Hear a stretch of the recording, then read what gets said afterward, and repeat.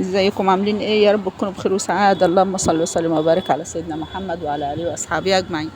نزلت اشتري خضار، لقيت الخضار غالي جدا يا جماعة. البتنجان ب10 جنيه، والكوسة ب16 جنيه، والفلفل ب16 جنيه، والخضار غالي جدا النهاردة، مش عارفة ليه. هو الخضار كده الاسبوع اللي فات كان رخيص، والاسبوع ده غلي. جبت بقى فلفل الجميل زي ما انتم شايفين كده، الله اكبر والعزة لله ولا حول ولا قوة الا بالله. جبنا فلفل، ده فلفل شطة وده فلفل احمر. استخدمته يعني كتير.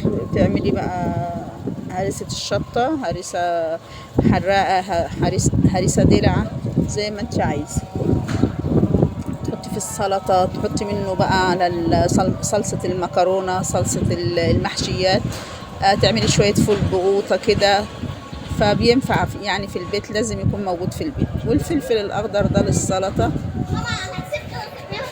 والألوان، وبينفع لأي حاجة، للمحشي طبعا. وجبنا البتنجال وجبنا الكوسة، والليمون ب20 جنيه. وما شاء الله النهاردة الخضار غالي خالص. ليه؟ ما تعرفيش. يعني مش يعني أنا اتصدمت النهاردة بصراحة من الأسعار. بس الخضار جميل جدا وصابح زي ما انت شايفة كده، والحاجة حلوة، حاجة تفتح النفس يعني بصراحة. البتنجان الأبيض ب10 جنيه، والأسمر ب12 جنيه، اللي هو العروس الأسمر. بس يعني الخضار حلو زي ما انتم شايفين كده، وجميل وصابح. فالحاجة لما تكون صابحة وحلوة تعجبك، ما تستخسرش فيها الفلوس. والأمر لله. غالي بقى هناكل، رخيص هناكل. احنا مش يعني هنموت بقى ولا هنعمل ايه؟ لازم نشتري ولازم ناكل، مش مهم الفلوس، الأمر لله. جبت بقى البتنجان الأسمر الجميل ده، هنخلله وهنزل لكم الفيديو بقى. استنوا فيديو تخليل البتنجان، فيديو جميل جدا، اوعوا يفوتكم.